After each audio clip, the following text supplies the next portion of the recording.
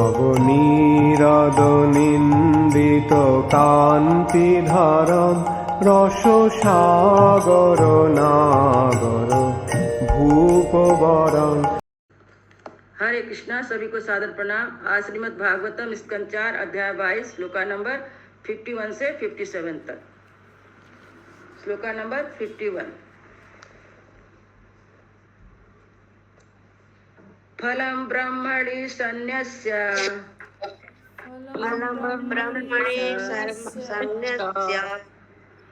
निर्विसंग समाहिता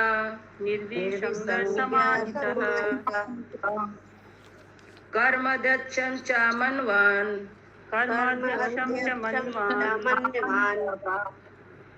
आत्मानं प्रकृते परम्। अनुवाद। महाराज पृथु ने अपने आप को भौतिक परिस्थिति से परे पूर्ण पुरुषोत्तम भगवान के शाश्वत दास के रूप में समर्पित कर दिया था।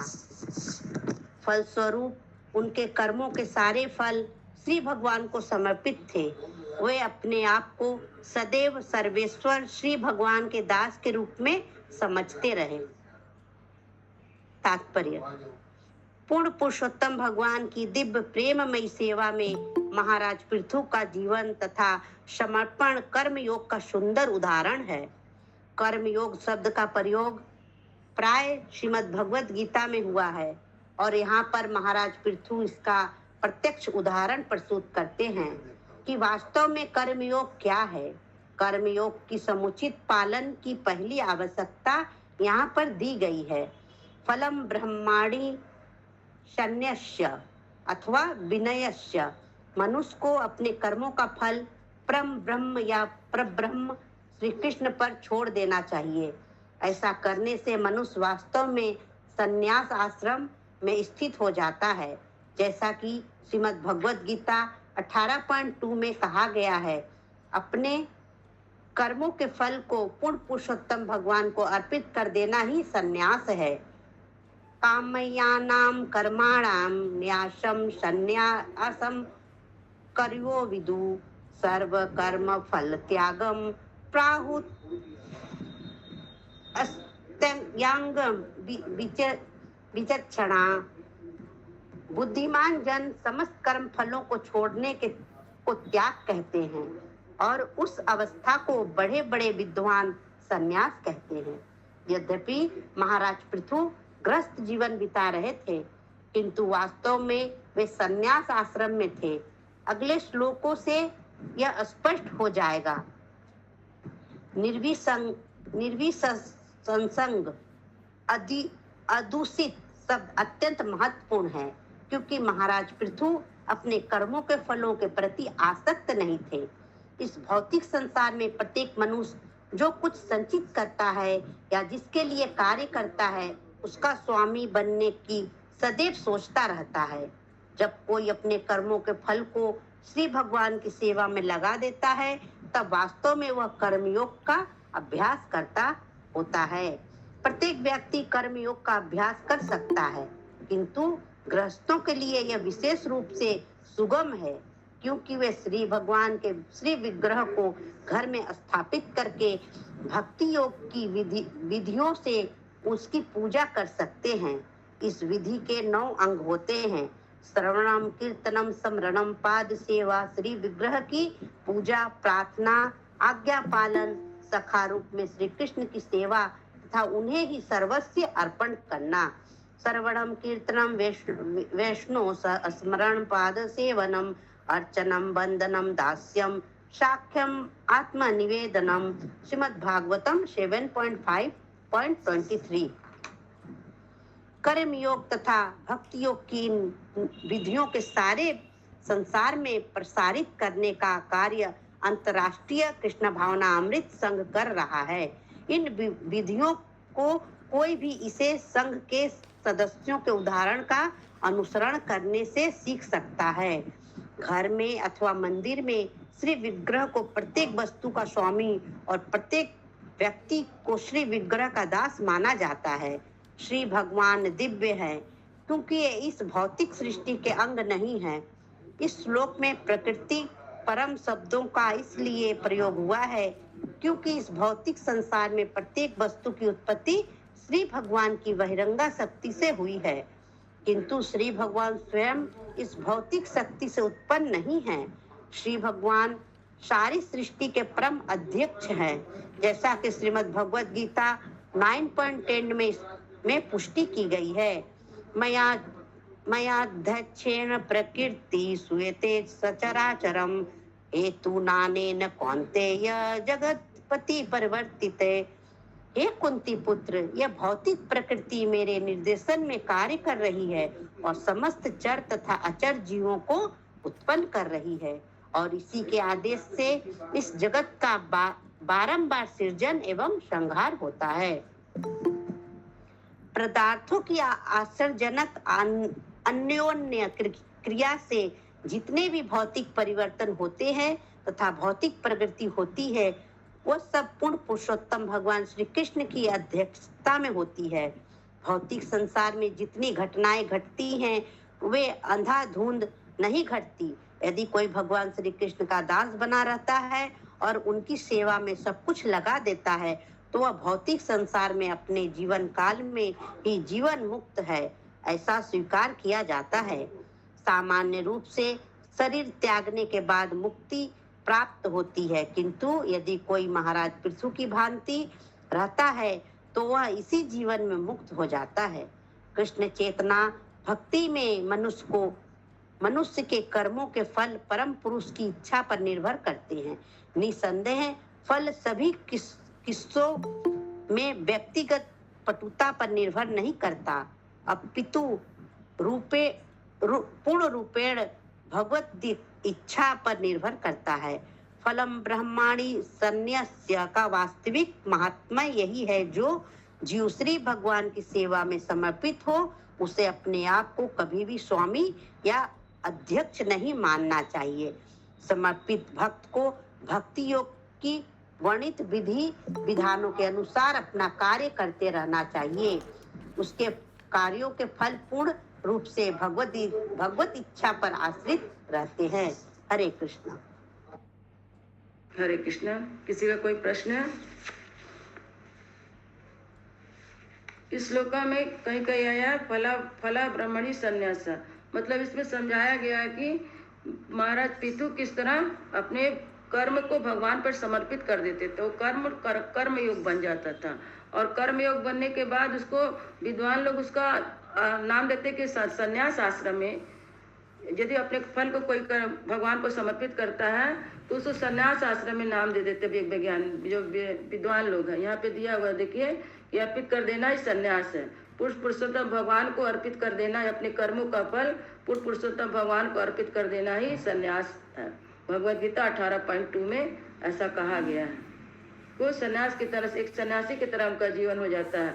और जो भौतिक इच्छा में, जैसे यहाँ पे एक शब्द आया निर्विसंग, मतलब इसमें भगवान जो महाराज पृथु जो थे अपने कर्म के प्रति आसक्त नहीं थे। इसके बाद ये कर्म करेंगे, इसके बाद ये, उनको जो जैसा सामने आता था कर्म देखते थे, उसी के अनुसार वो भक्ति योग के अनुसार वो कर्म करते थे, और किसी कर्मों के फलों के प्रति आसक्त नहीं थे। उनको ऐसा नहीं था एक कर्म करेंगे तो इसका फल ऐसा होगा, एक कर्म करेंगे तो इसका फल ऐसा नहीं। कर्म किए भगवान को समर्पित कर दिए, इसलिए निर्विषय संगा इस शब्द का अर्थ हुआ। और यहाँ पे जो है फलम ब्रह्मणी संन्यास्य, मतलब अपने फल को भगवान को समर्पित कर देते और अपने आप को पूर्ण रूप से भगवान का दास समझते थे, और वो भौतिक प्रकृति से परे थे। महाराज पृथु अपने आप को भौतिक प्रकृति से परे पूर्ण पुरुषोत्तम भगवान के शाश्वत दास के रूप में समर्पित कर दिया था। भगवान के शाश्वत दास के रूप में अपने आप को समर्पित कर चुके थे। हर कर्म भगवान के साथ उनका जुड़ा हुआ था।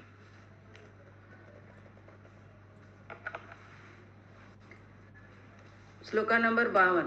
और यहाँ पर भी भगवान जैसे अर्चा विग्रह हम लोग करते हैं घर में अथवा मंदिर में, जो भगवान का अर्चा विग्रह करते हैं, जो वस्तु है वो भगवान का है, और जो व्यक्ति है उसको अपने आप को भगवान का दास मानना चाहिए। यहाँ दिया घर में अथवा मंदिर में श्री विग्रह के प्रत्येक वस्तु का स्वामी भगवान है, और प्रत्येक व्यक्ति को श्री विग्रह का दास माना जाता है।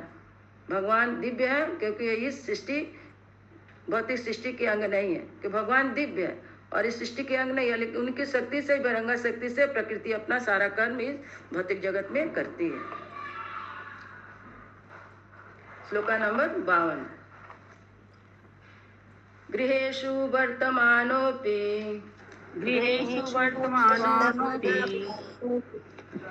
सा साम्राज्यश्रितान्विताः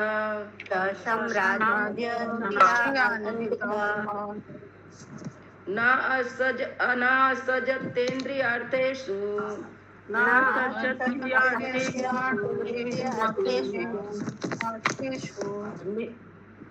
निरहम्मतिरकर्ववत्।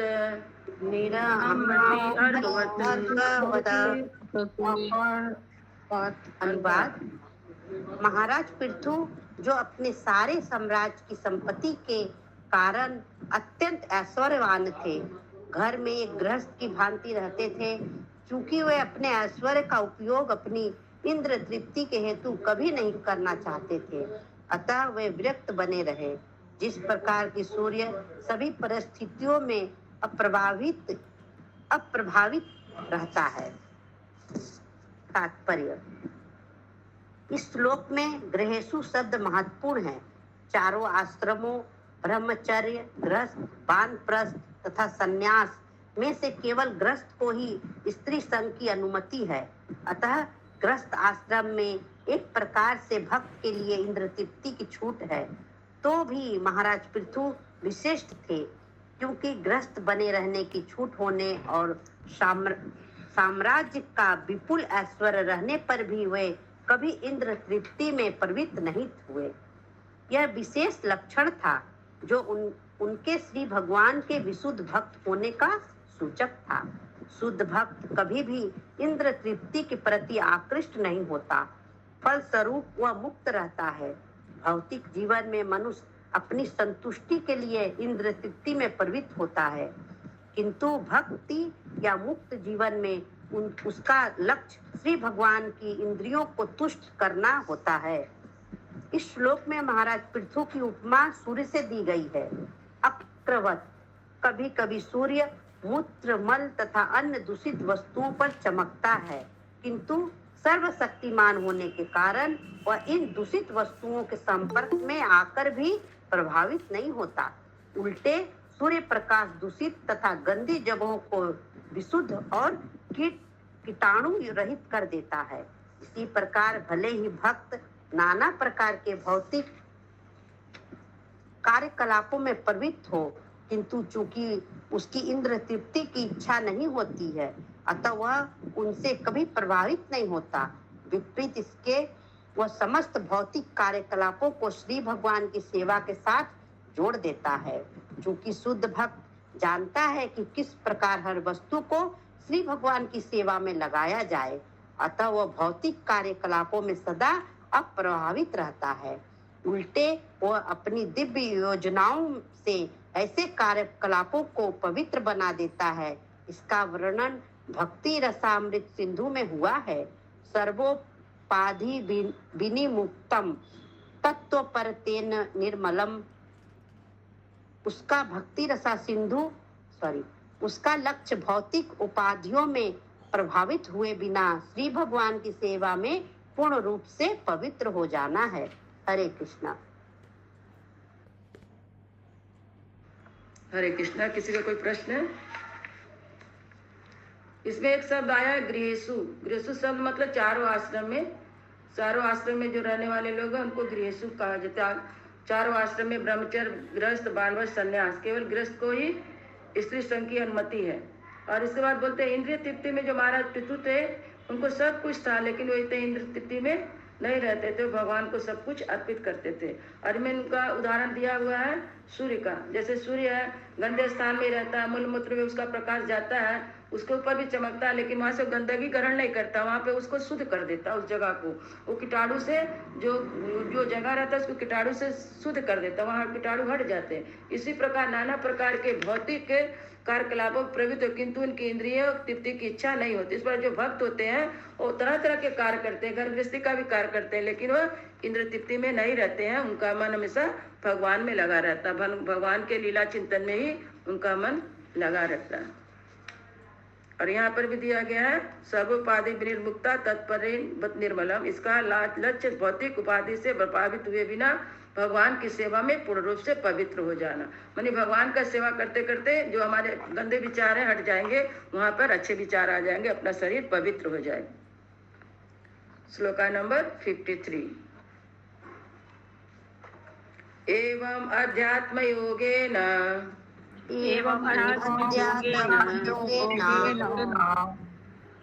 कर्मणायनुसमाचरन्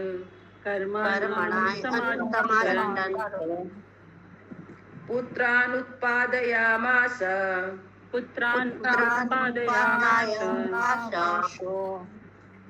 पंच अर्चिष्यत् आत्मसम्मतान्।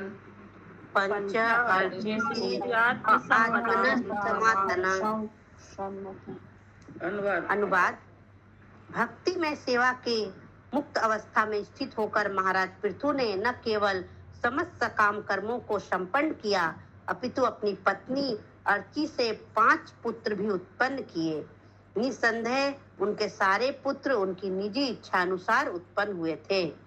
तात्पर्य: गृहस्थ आश्रम के रूप में महाराज पृथु को अपनी पत्नी अर्ची से 5 पुत्र प्राप्त हुए और ये 5 पुत्र उनकी इच्छा अनुसार उत्पन्न हुए थे। वे किसी सनक या आकस्मिक रूप से नहीं उत्पन्न हुए थे। अपनी इच्छा अनुसार किस प्रकार संतान उत्पन्न की जाए, यह इस युग कलियुग में व्यवहारिक रूप से अज्ञात है। इसका रहस्य पति पत्नी द्वारा शुद्धि विधियों का, जिन्हें संस्कार कहते हैं, अपनाया जाना है। इन संस्कारों में से पहला संस्कार गर्भाधान संस्कार है, जो विशेष रूप से उच्च वर्णों, ब्राह्मणों तथा क्षत्रियों के लिए अनिवार्य है। जैसा कि श्रीमद् भगवद गीता में कहा गया है कि जो स्त्री संग धर्म के विपरीत नहीं रहता, वह स्वयं श्री कृष्ण है। धार्मिक नियम के अनुसार जब कोई संतान उत्पन्न करना चाहे तो उसे संभोग के पूर्व गर्भाधान संस्कार संपन्न करना चाहिए। संभोग के पूर्व माता पिता की जैसी। हरे कृष्णा माता जी। हरे कृष्णा माता जी। बोलिए माता जी। म्यूट है माता जी आप। माधुरी प्रिय माता जी। अच्छा सॉरी सभी को आ जाएगा, कोई बगला था। बस भगवत गीता में कहा गया है कि जो स्त्री संग धर्म के विपरीत नहीं रहता, वो स्वयं श्री कृष्ण है। मतलब माता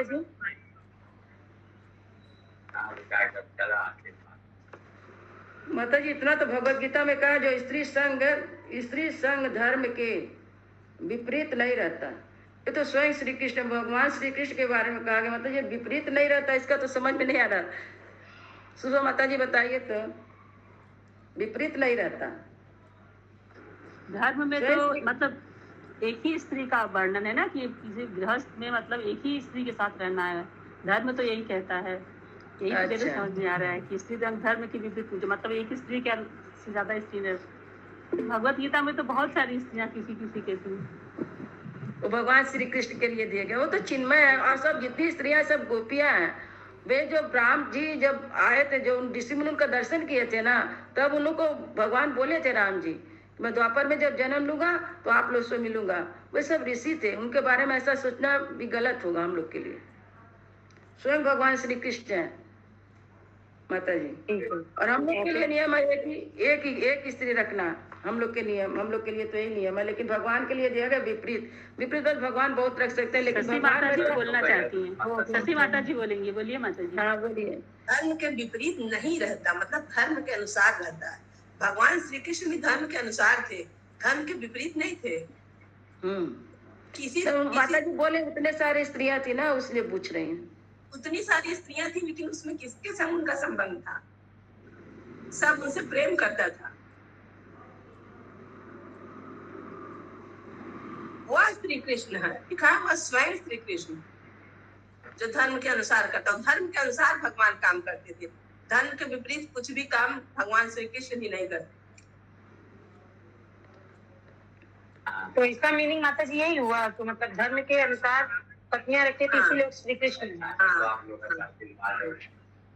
ओके। हे कृष्णा, संभोग के पूर्व माता पिता की जैसी मानसिकता होती है, उसका प्रभाव निश्चित रूप से उत्पन्न होने वाले संतान की मानसिकता पर पड़ेगा। हो सकता है कामवश उत्पन्न की गई संतान माता पिता की आशा के अनुरूप न निकले। शास्त्रों का कथन है, यथा योनि यथा बीजम।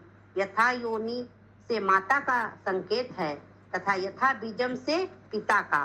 यदि संभोग के पूर्व माता पिता की मानसिक दशा सुस्थिर है तो उनसे जो संतान उत्पन्न होगी वह अवश्य ही उनकी मानसिक दशा को प्रतिबिंबित करेगी। अतः सम्मतान शब्दों से लक्षित होता है कि संतान उत्पन्न करने से पूर्व महाराज पृथु तथा अर्ची ने गर्भाधान संस्कार संपन्न किया होगा। फलतः उनके सारे पुत्र उनकी इच्छाओं के अनुसार तथा विशुद्ध मानसिक दशाओं वाले उत्पन्न हुए। महाराज पृथु ने काम के वशीभूत होकर पुत्रों को जन्म नहीं दिया, न ही वे इंद्र तृप्ति हेतु अपनी पत्नी के प्रति आकृष्ट हुए थे। उन्होंने ग्रस्त के रूप में सारे विश्व में भविष्य में अपना शासन चलाने हेतु पुत्र उत्पन्न किए। हरे कृष्णा। हरे कृष्णा। किसी कोई प्रश्न है? हरे कृष्णा। ये कोई नियम नहीं है सिर्फ एक ही पत्नी रहे। पहले के जमाने में राजा लोग कम से कम कितनी पत्नी से रहते थे, लेकिन सब धर्म के अनुसार था। कोई किसी से ऐसा रिलेशन नहीं था कि उसको अधर्म कहा जाए। तो भगवान कृष्ण भी सभी से शादी किए थे।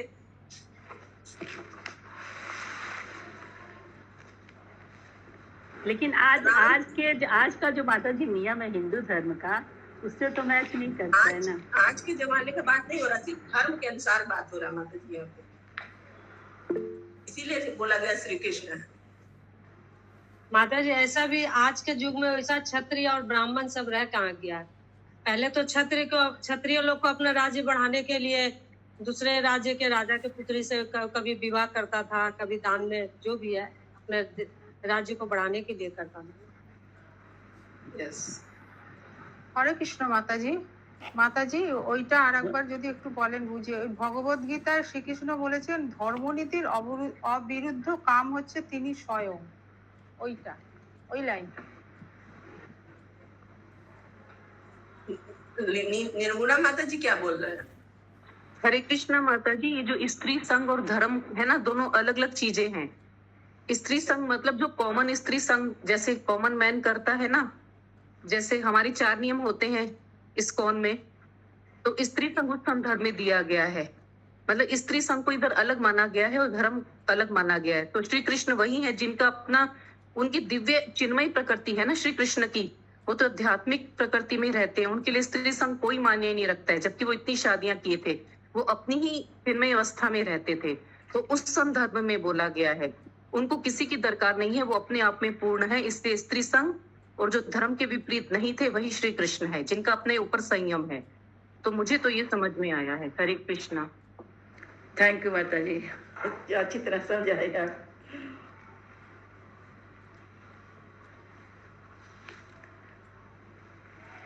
और एक शब्द यहाँ पे आया आत्मसम्मतान।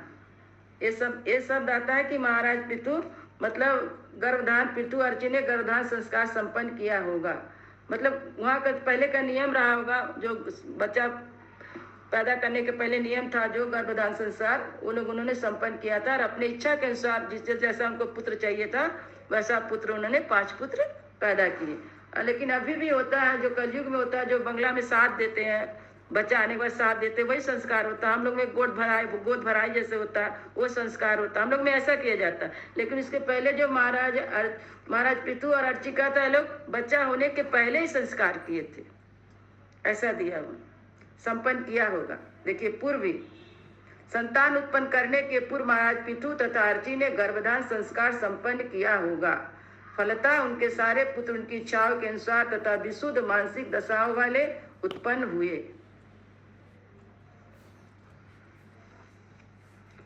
उन्होंने गृहस्थ के रूप में सारे विश्व में भविष्य में अपना शासन चलाने हेतु पुत्र उत्पन्न किए थे।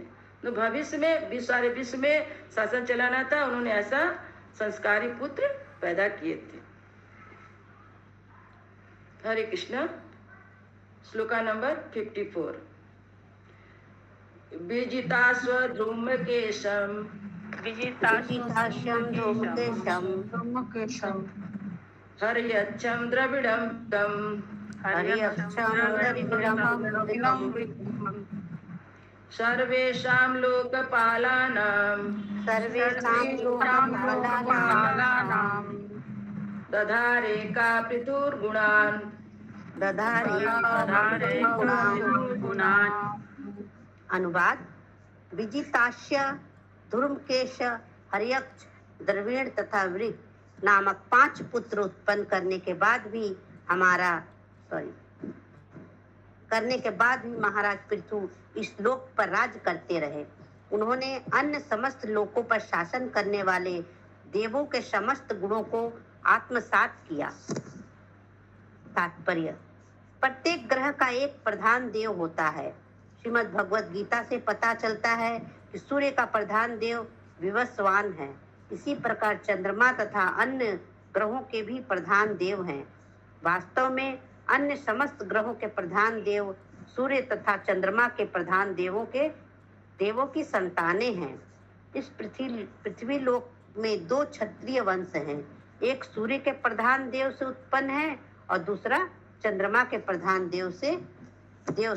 ये वंश क्रम से सूर्य वंश तथा चंद्र वंश कहलाते हैं।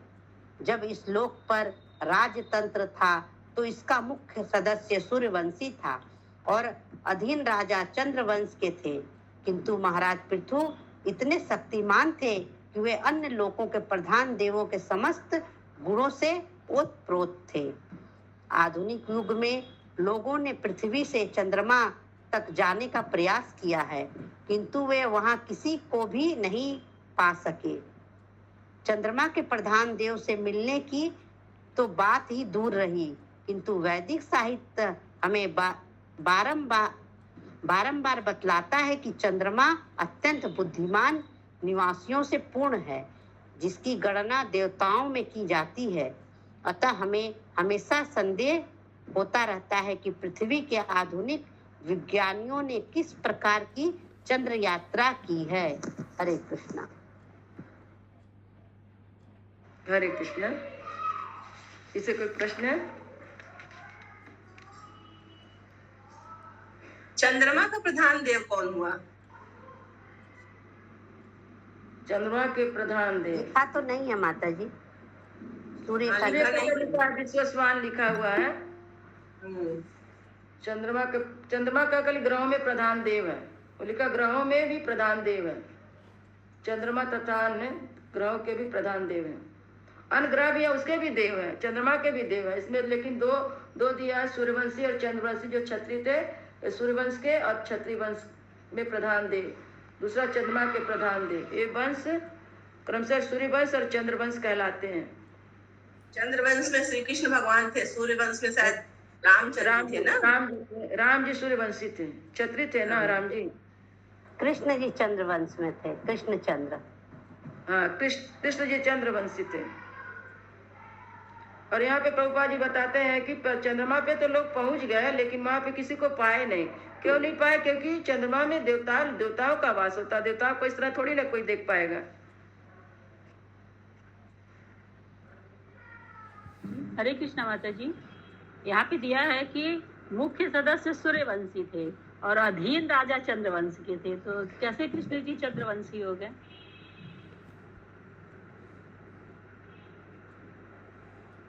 कृष्ण जी तो ये माता जी क्या बोल रही है? माता जी एक लाइन है, लास्ट पैरा के ऊपर वाला लाइन पढ़िए। जब इस लोक पर राजतंत्र था तो इसका मुख्य सदस्य सूर्यवंशी था और अधीन राजा चंद्रवंशी। माता जी जब राजतंत्र था तब कृष्ण भगवान और रामचंद्र जी के जमाने में राजतंत्र नहीं था। अच्छा, वो लोग तो भगवान थे, मालिक खुद थे। नहीं तो लेकिन हरे कृष्ण जी तो यदुवंशी थे ना। हरे कृष्णा माता जी। हाँ बोलिए। बोल रहे हैं कि जैसे माता जी बोली ना कृष्ण चंद्र थे, तो फिर रामचंद्र भी तो रामचंद्र बोला जाता है ना, रामचंद्र भगवान की जय, चंद्र तो लगता है उसमें भी। हाँ, लेकिन वो सूर्यवंशी से सूर्यवंशी मतलब नाम में लगता है, रामचंद्र जी भगवान नाम में लग सकता है। अच्छा, इसमें कंफ्यूजन है। हाँ, वही आप बोले ना कृष्ण चंद्र लगता है, मेरे दिमाग में रामचंद्र भी तो लगता है। ठीक है, इसमें लेकिन लिखा है ना, सूर्यवंशी तो अधीन राम राजा माने जो उनके अंदर में रहते थे वो चंद्रवंश के थे। मुख्य सदस्य सूर्यवंशी थे और अधीन राजा चंद्रवंश के थे। तो भगवान कृष्ण तो किसी के अंडर में कहाँ आएंगे, वो तो स्वयं समस्त के मतलब सबके मुख्य हैं, तो वो कैसे किसी के अधीन होंगे। विनीता माता जी क्या बोल रहे हैं? श्री कृष्ण। हरे कृष्ण माता जी, कृष्ण जी तो यदुवंश से थे ना, उनको तो यदुवंशी कहा जाता है। यदुवंशी कहा जाता है कहाँ पे? जब वो गोकुल वृंदावन में गए तब, लेकिन मथुरा में तो वो चंद्रवंशी ही थे। अच्छा कृष्णा बुक में पढ़िए तो आपको पता चल जाएगा। अच्छा, ठीक है माता जी। यदु के तो वहां पे यादव हो गए ना, क्योंकि यशोदा के पास गए, नंद महाराज के पास गए थे, ये लोग यादव थे। यदुवंशी वहां हो गए, लेकिन वो जन्म से तो चंद्रवंशी थे। और यही ये लाइन नीचे नंद महाराज का पोस्ट और जो मतलब वासुदेव दोनों के पोस्ट में जमीन आसमान का फर्क। रेखा माता जी क्या बोल रहे हैं? हरे कृष्ण माता जी, शास्त्र प्रमाण है कि चंद्र लोक तक कोई नहीं पहुंच सकता, लेकिन ये भौतिक जगत में लोग कहते हैं कि चंद्रयान यात्रा करके आए हैं, तो ये कौन सी है ना माता जी? हम लोग तो यात्रा करके आए, लेकिन वहाँ पे देवताओं का वास है माता जी, इसलिए देख नहीं पाए, देवताओं को देख नहीं पाए। यहाँ पे लिखे है प्रभुपाद जी, देखिए लाइन में, यहाँ पे वैदिक साहित्य में बारंबार बतलाता है कि चंद्रमा अत्यंत बुद्धिमान निवासियों से पूर्ण है, जिसकी गणना देवताओं में से की जाती है। अतः हमें संदेह होता रहता है कि पृथ्वी के आधुनिक विज्ञानियों ने किस प्रकार की चंद्र यात्रा की है। वहां पे पहुंच के लोग मिट्टी तो पाए चंद्रमा का, और तो कुछ नहीं मिला उनको, भिजा हुआ मिट्टी ही मिला था।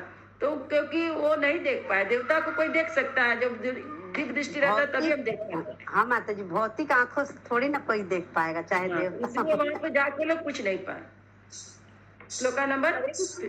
हरे कृष्ण माता जी। हाँ हरे कृष्ण माता जी। प्रभुपाद जी ये बताते हैं कि जो वैज्ञानिक गए है ना चंद्रमा पे, वो एक्चुअल चंद्रमा नहीं है। जो एक्चुअल चंद्रमा है वहां पे तो कोई जा ही नहीं सकता है। अच्छा,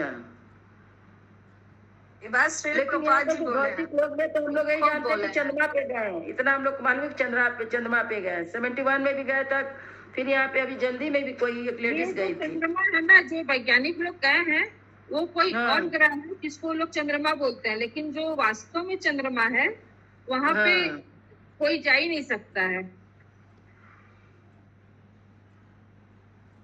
देवताओं का वास है वहाँ पे। ये बात का इनकार किए थे श्रील प्रभुपाद जी ना, इस बात को इनकार किए थे, बोले नहीं वो चंद्रमा पे नहीं गया।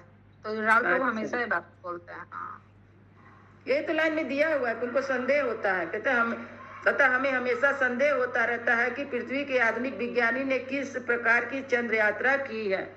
ये लाइन दी है तो प्रभुपाद जी देखिए। तो ये लाइन है बाहर वही मुझे संदेह हो रहा है कि एक्चुअल चंद्रमा पे तो लोग गए नहीं, और जो चंद्रमा में गए उसी को वो लोग चंद्रमा बोल रहे हैं। तो वही प्रभुपाद जी बोल रहे हैं कि इसी में संदेह है। अच्छा ठीक है माता जी, थैंक यू माता जी। ये चंद्रमा में तो पूरा अंधकार है। जैसे एक बल्ब से लाइट उजाला निकलता है ना, बल्ब 0 वाट का ही बल्ब रहता है, लाइट उजाला निकलेगा। चंद्रमा कैसे अंधेरा रह सकता है? वो भी तो चमकेगा ना, कुछ उजाला तो होगा, शीतल भी होगा। श्लोका नंबर 55। गोपीथाय जगत्सृष्टे गोपीथाय जगत्सृष्टे काले स्वस्वयच्युतात्मकः काले स्वस्वयच्युतात्मकः मनोवाक्यवृत्तिभिः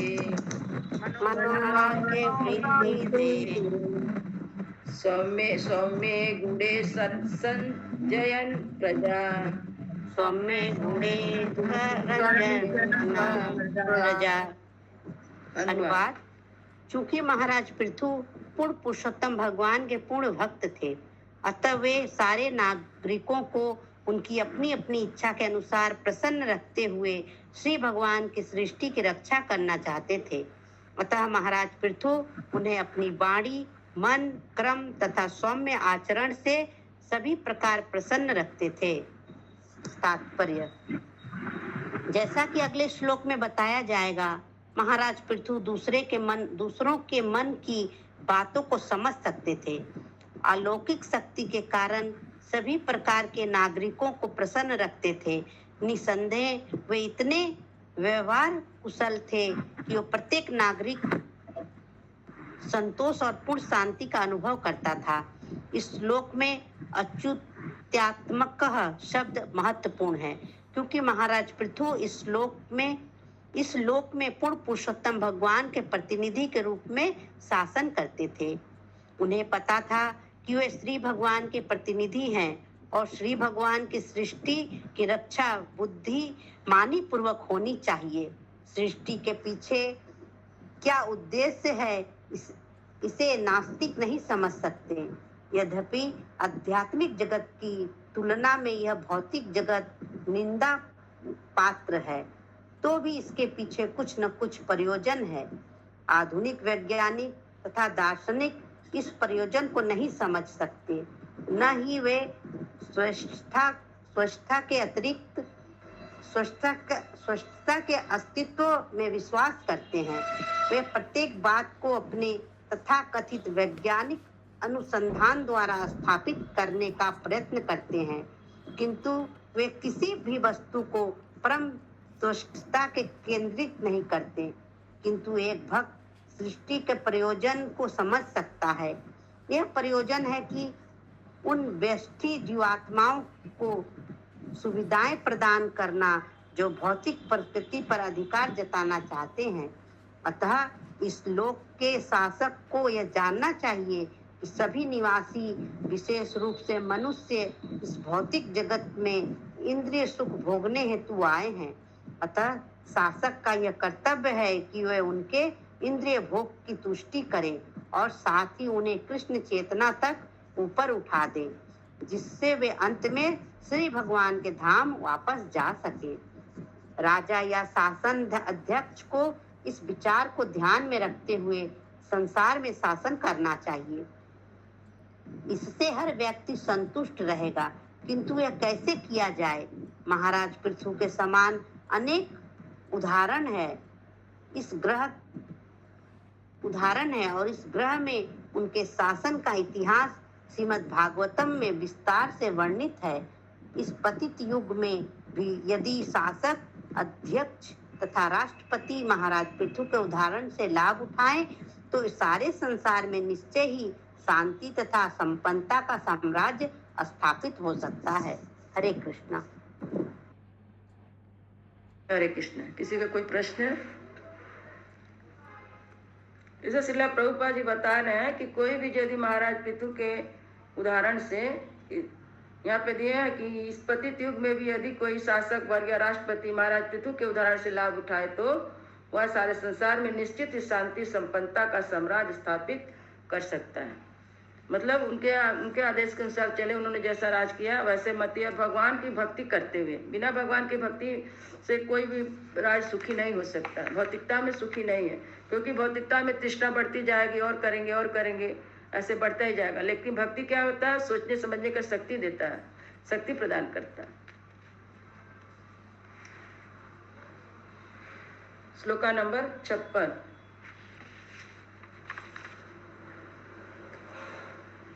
राजेत्य धानाम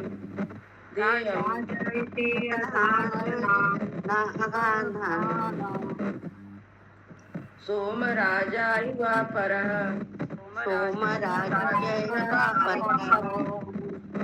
सूर्यवत्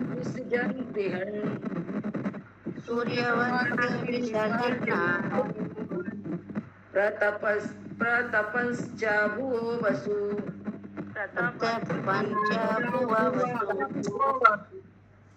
अनुवाद। महाराज पृथुचंद्र के राजा सोमराज के समान विख्यात हो गए। वे सूर्यदेव के समान शक्तिशाली तथा कर संग्रहकर्ता भी थे। सूर्य ताप तथा प्रकाश बांटता है, किंतु साथ ही समस्त लोकों के जल को खींच लेता है। यहाँ चंद्र के राजा देखिए लिखा है सोमराज। यस माता जी। इस श्लोक में महाराज पृथु की तुलना सूर्य तथा चंद्रमा के राजाओं से की गई है। चंद्रमा तथा सूर्य के राजा ऐसे उदाहरण प्रस्तुत करते हैं जिस तरह श्री भगवान ब्रह्मांड को शासित होना देखना चाहते हैं। सूर्य ताप तथा प्रकाश वितरित करता है और साथ ही सभी लोकों के जल को खींचता रहता है। चंद्रमा रात्रि में अत्यंत सुहावना लगता है और दिन में सूर्य के ताप में किए कार्य से थका व्यक्ति चंद्रमा के प्रकाश में आनंद उठा सकता है। सूर्य देव के समान महाराज पृथु ने अपने राज्य को सुख प्रदान करने हेतु अपना ताप तथा प्रकाश वितरित किया, क्योंकि बिना ताप तथा प्रकाश के कोई जीवित नहीं रह सकता। इसी तरह महाराज पृथु एक और जनता पर कर लगाते और नागरिकों तथा सरकार को इतनी कड़े आदेश देते कि कोई भी उसकी अवज्ञा करने का साहस न करता। दूसरी ओर वे चांदनी के समान सबको प्रसन्न रखते। चंद्रमा तथा सूर्य दोनों का ही कुछ न कुछ प्रभाव होता है, जिससे ब्रह्मांड में व्यवस्था बनी रहती है। आधुनिक विज्ञानियों तथा दार्शनिकों को ब्रह्मांड पालन की श्री भगवान की पक्की व्यवस्था से परिचित हो लेना चाहिए। हरे कृष्णा। गीता का श्लोक जो में जो क्वेश्चन था कि ब्रह्मांड को भगवान कैसे कंट्रोल करते हैं सूर्य और चंद्रमा से, यहाँ पे भी यही श्लोक आ गया, ठीक ना? यस माता जी।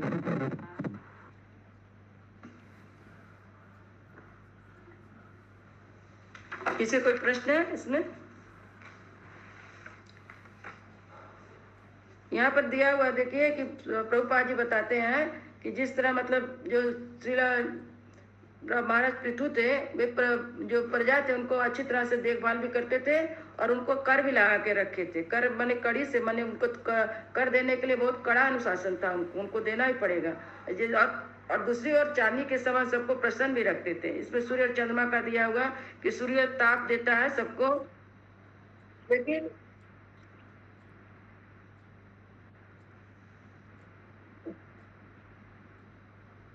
एक वर्ड आया सरकार, यहाँ पे मतलब राजा अलग थे और सरकार अलग थी। सरकार को कर देने के लिए वो दंडित करते थे, कड़े आदेश देते थे। इंद्रावती माता जी का लेफ्ट हो गया क्या? हरे कृष्णा।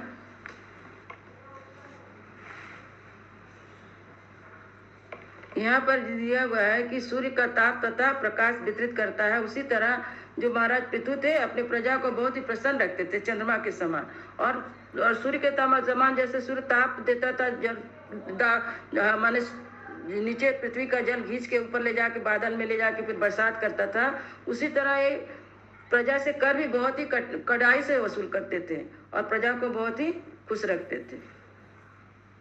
आज का अंतिम श्लोक है 57।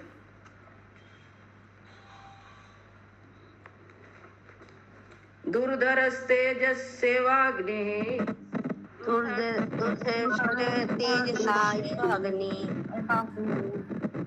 महेंद्र इव दुर्जया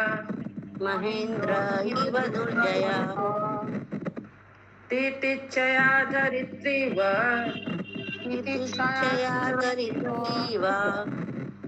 धौरीवाभीष्टदोनिनाम्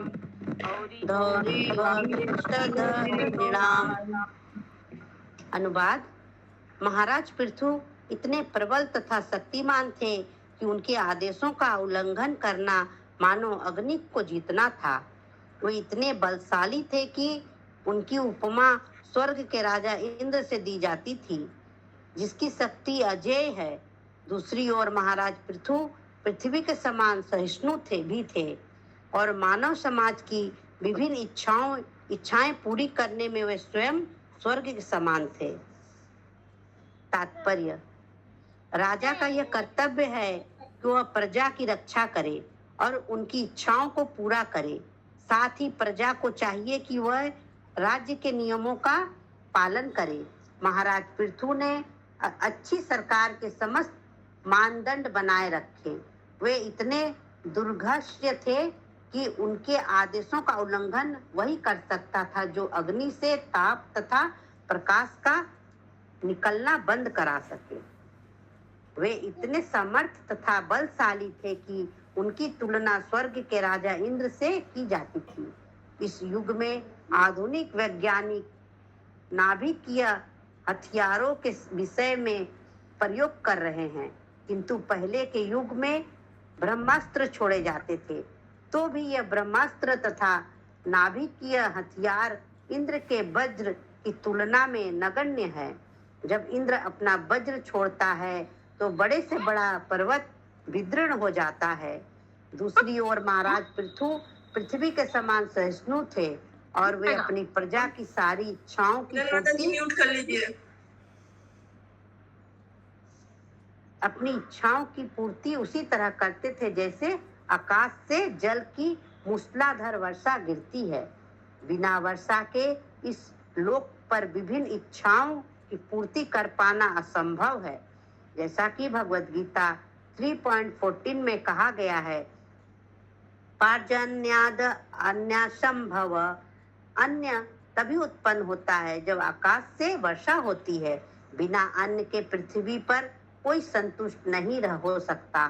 फलतः कृपया के अपार वितरण की तुलना बादलों से होने वाली वर्षा से की गई है। महाराज पृथु वर्षा के ही समान निरंतर अपनी कृपया का वितरण करते थे। दूसरे शब्दों में महाराज पृथु गुलाब के फूल से भी कोमल और वज्र से भी कठोर थे। इस प्रकार वे अपने साम्राज्य पर शासन करते थे। हरे कृष्णा। कृष्ण। श्री ग्रंथराज श्री भागवतम की जय। श्रीला प्रभुपाद की जय जय। जय।